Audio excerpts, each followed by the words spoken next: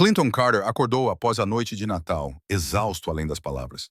Mas em vez do apartamento apertado que conhecia de cor, encontrou-se deitado numa mansão, com a luz da lareira a dançar nos tetos abobadados e o aroma de canela a encher o ar.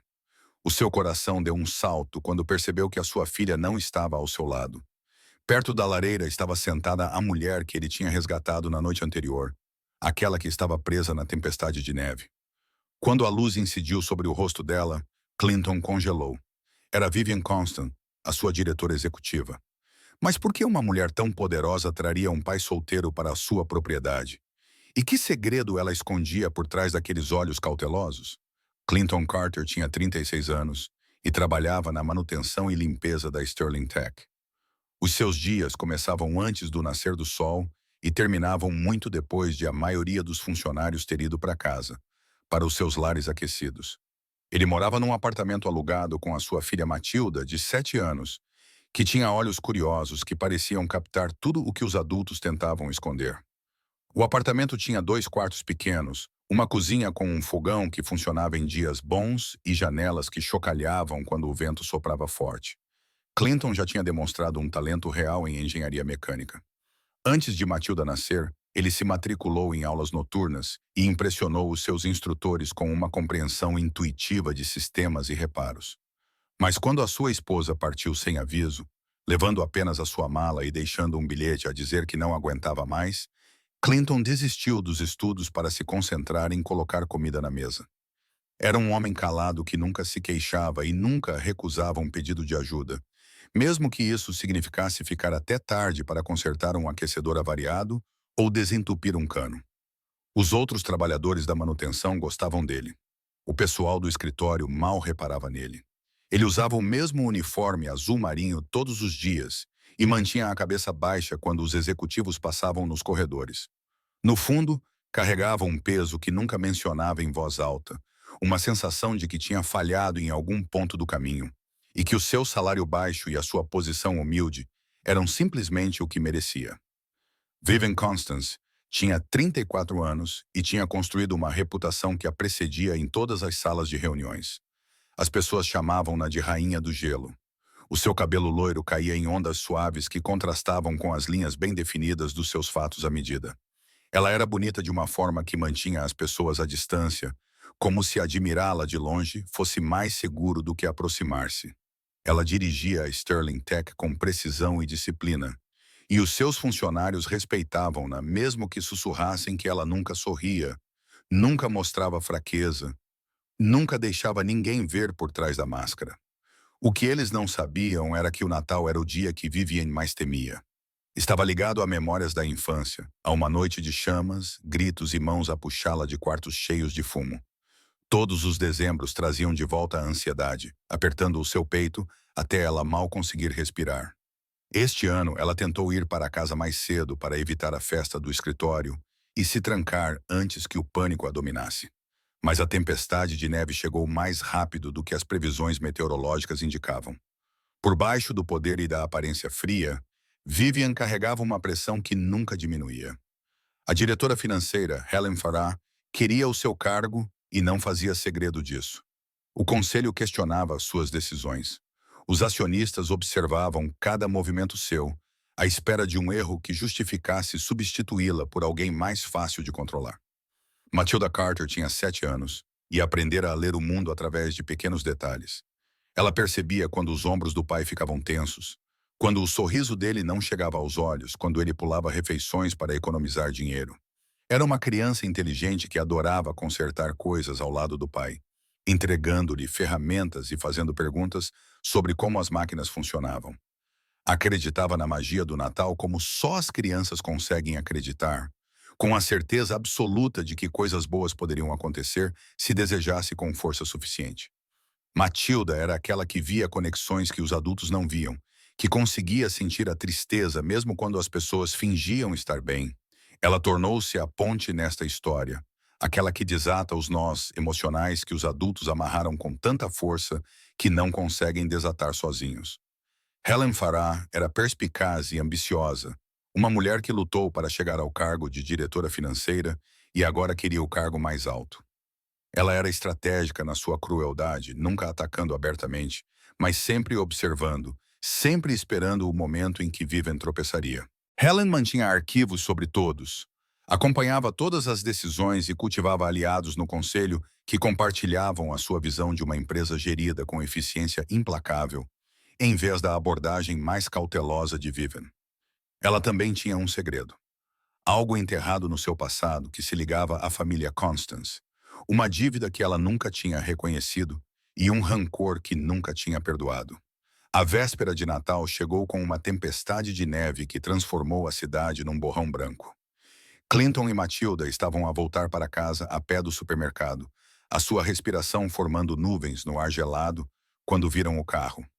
Era um elegante sedã preto a derrapar no gelo perto da beira de uma colina íngreme.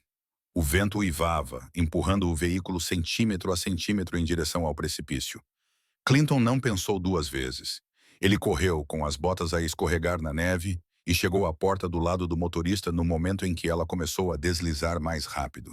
Ele abriu a porta com força e puxou a mulher para fora, carregando-a para longe do veículo segundos antes de ele cair do precipício e se chocar contra a ravina abaixo. A mulher tremia violentamente, com os olhos arregalados de terror. Quando os faróis de um carro que passava os iluminaram, ela recuou como se tivesse sido atingida, pressionando as mãos sobre o rosto. Clinton reconheceu a reação, a forma como o trauma pode surgir sem aviso, e ajoelhou-se ao lado dela, falando em voz baixa e firme. Matilda agachou-se ao lado dele e estendeu a mão para tocar o braço da mulher. Não tenha medo, disse a menina. O meu pai é muito bom a ajudar as pessoas. Só quando a mulher baixou as mãos é que Clinton viu claramente o seu rosto. Vivian Constance, a sua CEO, a mulher que dirigia a empresa onde ele esfregava o chão e consertava máquinas avariadas. Ela não se parecia em nada com a executiva composta que ele via à distância. O seu cabelo loiro estava emaranhado, o seu casaco caro rasgado e as suas mãos não paravam de tremer. Clinton reparou noutra coisa. Enquanto Vivian tentava se acalmar, a manga do casaco subiu, revelando uma longa cicatriz no pulso. Ela percebeu que ele estava a olhar e rapidamente puxou o tecido para baixo, mas era tarde demais. Então algo caiu do bolso do casaco, um colar que aterrou na neve. Clinton apanhou-o limpando o gelo. Era antigo, a corrente estava manchada e tinha palavras gravadas que o deixaram sem fôlego. Constance Fire Division, 1998. Ele olhou para cima bruscamente. 1998. O ano em que o seu pai morrera num incêndio enquanto respondia a uma chamada de emergência. O ano que dividira a vida de Clinton em antes e depois. Vivian estendeu a mão para o colar, mas a sua coordenação estava comprometida. Os seus movimentos eram lentos. Por favor, sussurrou ela. Preciso de ir para casa. Clinton perguntou se ela queria que ele chamasse uma ambulância. Ela abanou a cabeça violentamente, o pânico voltando a inundar os seus olhos. Sem hospitais, sem câmaras, ninguém pode saber. Ela olhou em volta como se esperasse que alguém aparecesse da tempestade. Clinton não compreendeu, mas percebeu que ela estava aterrorizada. Ajudou-a a levantar-se e perguntou-lhe a morada. Ela sussurrou-a. Era do outro lado da cidade, num bairro onde pessoas como Clinton nunca iam. Ele disse a Matilda para ficar por perto e guiou Vivian pela neve até a paragem de autocarro mais próxima. Mas não havia autocarros a circular. A tempestade tinha paralisado a maior parte do sistema de transportes. As mãos de Vivian tremiam enquanto ela procurava o telemóvel, mas o ecrã estava partido e o aparelho desligado. Clinton tomou uma decisão. Ele mesmo a levaria para casa, mesmo que isso significasse caminhar pela nevasca. Matilda segurou a mão dele com força e Vivian encostou-se ao ombro dele, com a respiração superficial e irregular. Enquanto Clinton lutava contra a neve, Helen Farrar estava sentada no seu escritório aquecido, a ver as imagens de segurança no seu tablet. Ela vinha a seguir Vivian há semanas, à procura de qualquer coisa que pudesse usar.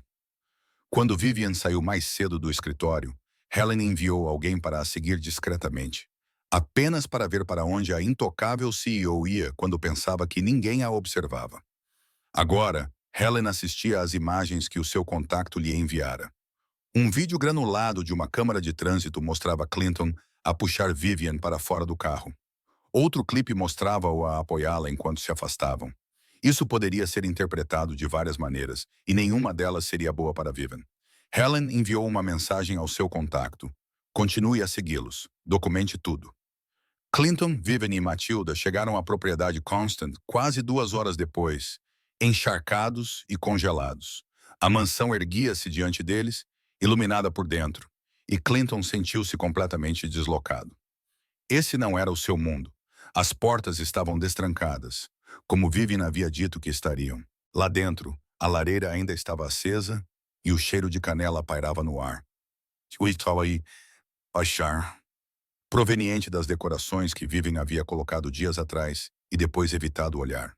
O espaço era enorme, cheio de móveis e obras de arte caras, mas, de alguma forma, parecia vazio. Sem funcionários, sem família, apenas o eco dos seus passos no chão de mármore. Matilda olhou em volta com os olhos arregalados. Clinton sentiu a sua inadequação a sentar sobre ele como um casaco pesado. Ele não pertencia ali. Devia ir embora assim que Vivian estivesse em segurança.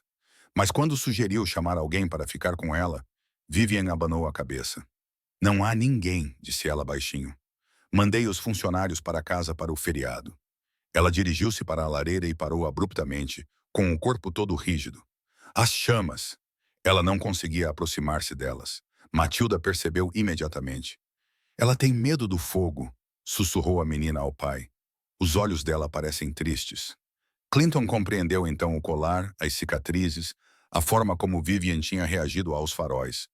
Algo terrível lhe tinha acontecido envolvendo o fogo, e estava ligado a 1998. Lá fora, o pessoal de Helen tinha os seguido até a propriedade. Eles posicionaram-se perto das janelas com câmaras, tirando fotos de Clinton, a movimentar-se dentro da mansão, dele a levar um cobertor para Vivian, de Matilda a explorar os quartos. Fora do contexto, as imagens podiam contar qualquer história que Helen quisesse. Clinton tentou deixar Vivian confortável, aquecendo sopa na enorme cozinha e levando-lhe chá quente. Ela observava-o do sofá, enrolada no cobertor que ele tinha encontrado. Ele movia-se com eficiência cuidadosa. Um homem acostumado a cuidar de pessoas. Ele verificou se Matilda estava bem, certificou-se de que ela estava aquecida e falou com a filha com uma voz gentil que ecoava pela casa silenciosa. Vivian deu por si a observá-lo. Este homem, que trabalhava no seu prédio, mas que ela nunca tinha realmente visto. Ele arriscou-se para salvá-la sem hesitar.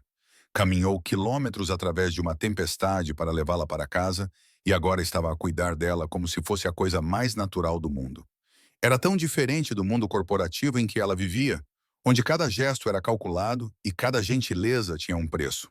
Enquanto o observava, algo se mexeu na sua memória. A maneira como ele se movia, a linha dos seus ombros, o formato do seu rosto à luz da fogueira. Ela já o tinha visto antes, mas não no escritório. Em outro lugar, há muito tempo, a sua mente a levou de volta a 1998. Ela era uma criança, talvez com 8 ou 9 anos, quando o incêndio começou no antigo prédio Constance, no centro da cidade. O seu pai estava a trabalhar até tarde e a levou com ele. Ela se lembrava da fumaça, do calor, da maneira como as chamas pareciam vivas e famintas. Ela se lembrava de gritar e não conseguir encontrar a porta. E então um rapaz apareceu, vários anos mais velho do que ela. O rosto dele estava coberto de fuligem. Ele agarrou a mão dela e puxou-a através da fumaça com um aperto firme e seguro. Ele a tirou de lá pouco antes do teto desabar. Ela nunca soube o nome dele. No caos das sirenes e dos socorristas, ele desapareceu. Mas ela nunca esqueceu o rosto dele. E agora, olhando para Clinton à luz suave do fogo, ela viu aquele rapaz novamente. A semelhança era inconfundível.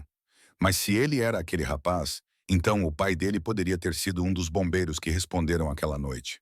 Um dos homens que não conseguiu sair. A garganta dela apertou. Ela queria perguntar, mas o medo a manteve em silêncio. Se ela estivesse certa, então a sua sobrevivência tinha custado tudo à família dele. Como poderia ela enfrentar isso? Como poderia contar-lhe? Clinton sentiu o peso da diferença de classes a pressioná-lo. Ele era um zelador numa mansão, um pai solteiro que mal conseguia pagar o aluguer, parado numa casa que valia milhões. Ele não deveria estar ali. Vivian era sua chefe, alguém tão acima da sua posição que até falar com ela parecia presunçoso. Ele disse a si mesmo que iria embora assim que a tempestade passasse, assim que soubesse que ela estava segura. Mas Matilda já tinha adormecido no sofá, enrolada num cobertor, e o vento lá fora ainda uivava. Estavam presos ali, pelo menos por aquela noite. Vivian continuava a olhar para ele, e Clinton se perguntou se ela se sentia desconfortável por ter alguém como ele no seu espaço. Ele tentou ficar fora do caminho dela, ser invisível como era no trabalho. Mas Matilda, mesmo dormindo, tinha um jeito de ocupar espaço, de se sentir em casa. E Vivian não parecia incomodada com a presença da menina. Na verdade, ela ficava olhando para Matilda com uma expressão que Clinton não conseguia decifrar. Algo suave, algo quase melancólico. A energia caiu de repente, mergulhando a mansão na escuridão, exceto pela lareira. Vivian engasgou. Seu pânico foi imediato e visceral. As chamas tremeluziam, projetando sombras selvagens, e ela recuou, com a respiração rápida e superficial. Clinton moveu-se instintivamente para o lado dela. Está tudo bem, disse ele. É só uma falha de energia. A tempestade deve ter derrubado uma linha. Mas Vivian não o ouvia. Ela estava em outro lugar, presa a uma memória em que fogo significava morte e escuridão significava estar perdida. Matilda acordou, assustada com o tom urgente do pai. O que se passa? Fica lá aqui com ela, disse Clinton. Ele pegou numa lanterna da sua mochila, um hábito de anos de trabalho de manutenção, e dirigiu-se para a cave. Se este lugar tivesse um gerador, ele poderia restaurar a energia. Ele encontrou rapidamente um sistema de alta qualidade que tinha avariado devido a um fusível queimado. Com as ferramentas que sempre carregava e alguma improvisação, conseguiu colocá-lo a funcionar. As luzes voltaram a acender e ele ouviu Matilda aplaudir lá de cima. Quando voltou, Vivian estava de pé junto à janela, com os braços cruzados à volta do corpo.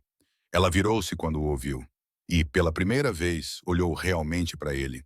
Não como um funcionário, não como um estranho, mas como alguém que tinha acabado de entrar e consertado algo que ela não conseguia consertar sozinha.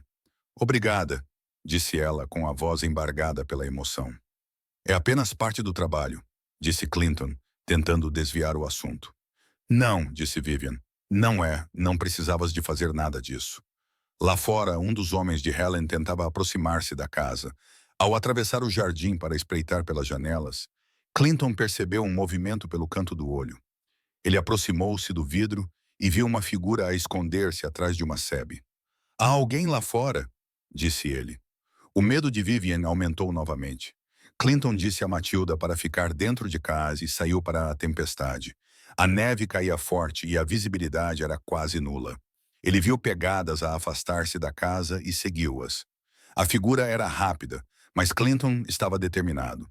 Ele alcançou-a perto da borda da propriedade, agarrando o ombro do homem. O homem girou, ainda com a câmara na mão, e empurrou Clinton para trás. Eles lutaram brevemente e a câmara caiu na neve.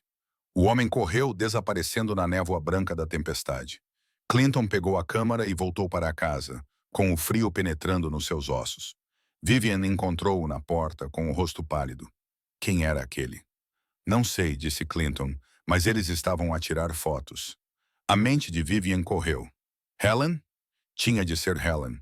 Ela era a única que se beneficiaria em fazer isso parecer suspeito. Vivian pensou na posição em que se encontrava. Uma CEO sozinha na sua mansão com um funcionário e o filho dele na noite de Natal. Sem testemunhas, sem contexto. Nas mãos erradas, isso poderia ser distorcido e se tornar um escândalo que a destruiria. Mas ao olhar para Clinton, com a neve derretendo em seus cabelos, as mãos ainda segurando a câmera que ele havia recuperado, ela sentiu algo mudar dentro dela. Ele a havia protegido novamente, assim como aquele menino havia feito há tantos anos. De repente, ela precisava saber a verdade. Clinton, disse ela, com a voz pouco acima de um sussurro, aquele colar que você encontrou. Você sabe o que ele significa? Ele olhou nos olhos dela. 1998, o incêndio em Constance. O meu pai foi um dos socorristas. Ele não conseguiu sair. Vivian sentiu o ar sair dos seus pulmões.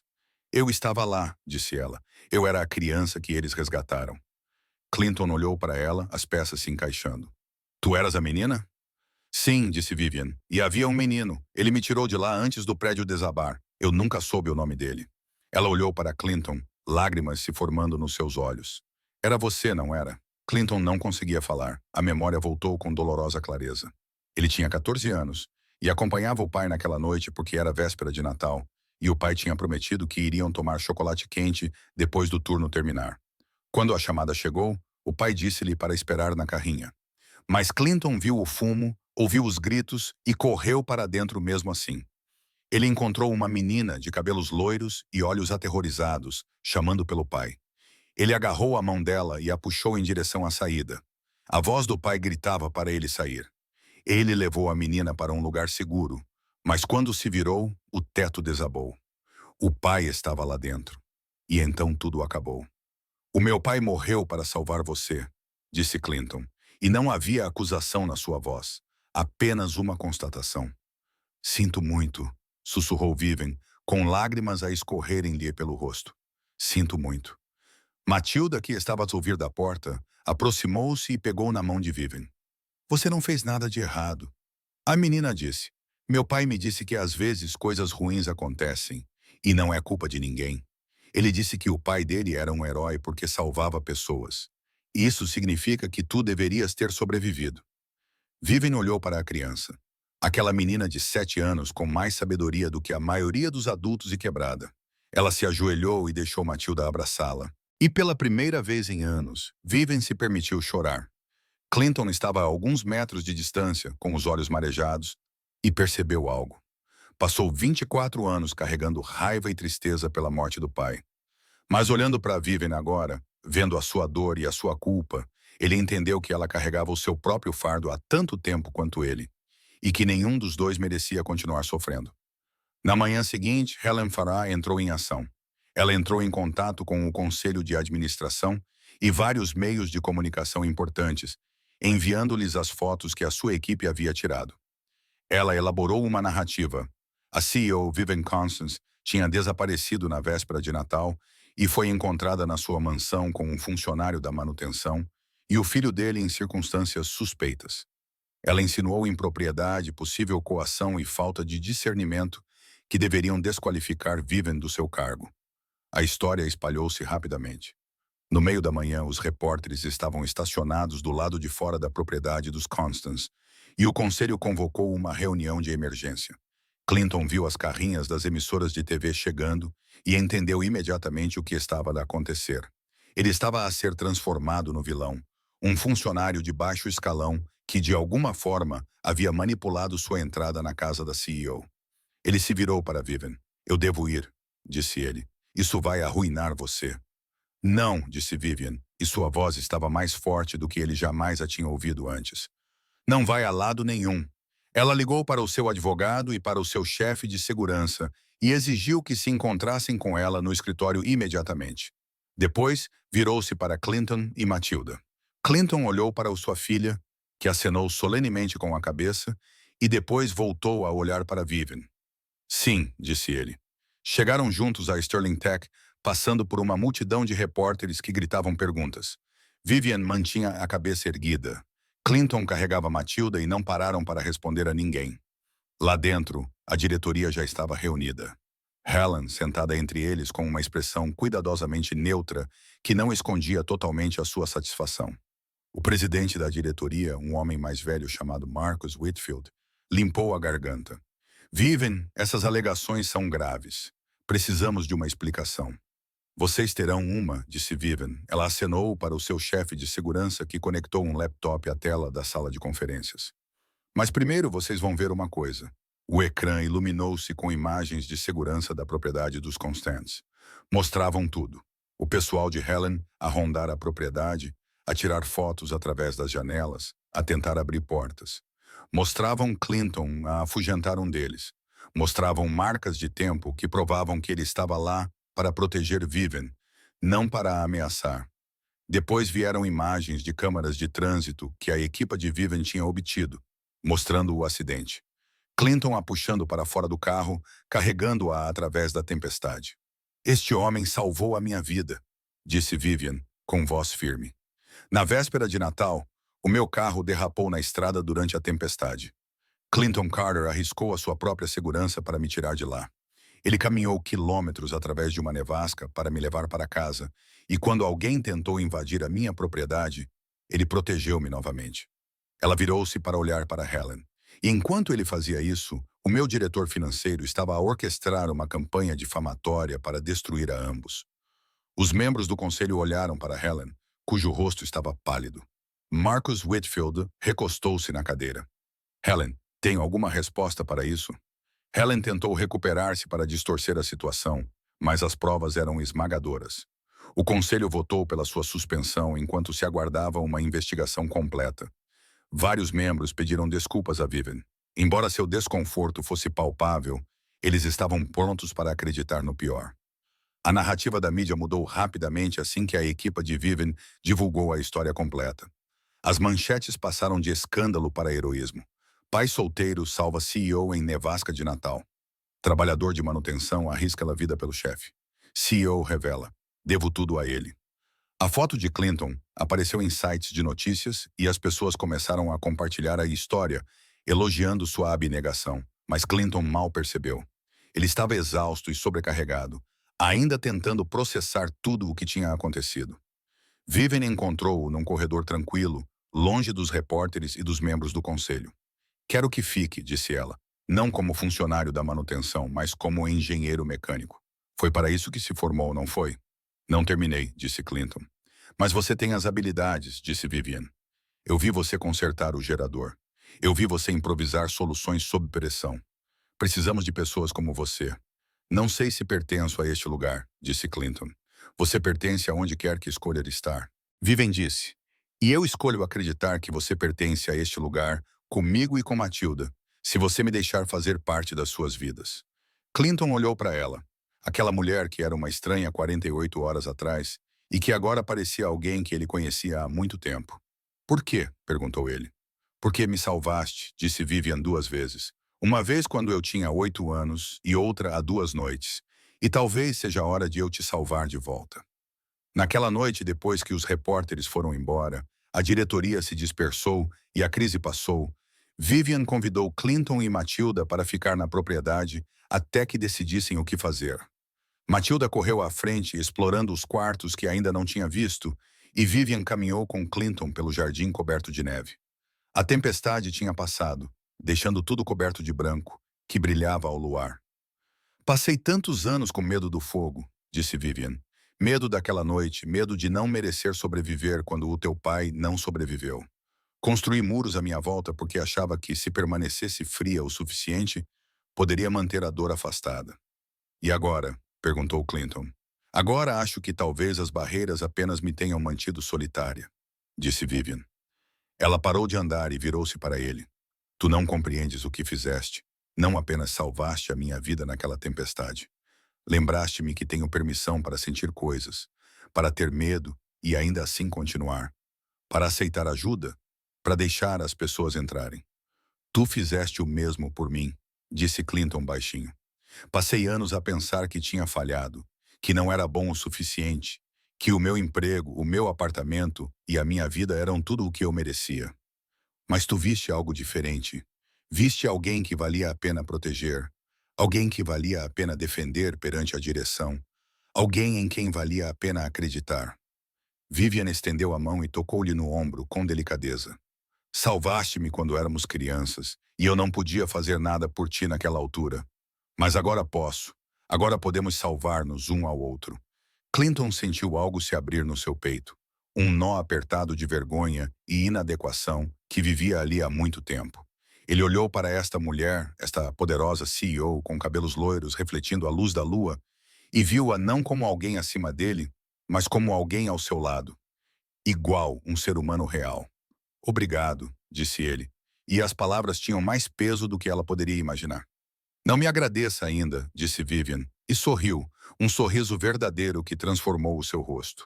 Não sou boa em relacionamentos. Não sou boa em deixar as pessoas se aproximarem. Não sei ser outra coisa além da rainha do gelo que todos pensam que sou. Então talvez possamos descobrir isso juntos, disse Clinton. Não sou boa em acreditar que mereço coisas boas. Então, ambos estaremos a aprender. Matilda apareceu no terraço acenando para eles. Pai e senhorita Vivian, entrem, está quente. Eles voltaram juntos, e quando chegaram à porta, Vivian parou. Clinton, quero que você e Matilda fiquem aqui. Não apenas esta noite, mas pelo tempo que precisarem. Esta casa é grande e vazia demais para uma pessoa só, e acho que talvez eu já tenha ficado sozinha por tempo suficiente. Clinton olhou para a sua filha, que já estava a acenar com entusiasmo, e então voltou a olhar para Vivian. Tem a certeza?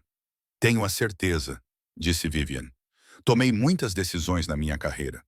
Esta é a mais fácil que já tomei. Um ano se passou. Clinton tornou-se chefe de engenharia mecânica na Sterling Tech. O seu talento finalmente foi reconhecido e utilizado. Matilda matriculou-se numa escola particular, onde se destacou. A sua curiosidade e gentileza a tornaram popular entre professores e alunos. Vivian dirigia a empresa com confiança renovada. Não mais isolada, não mais fingindo ser algo que não era.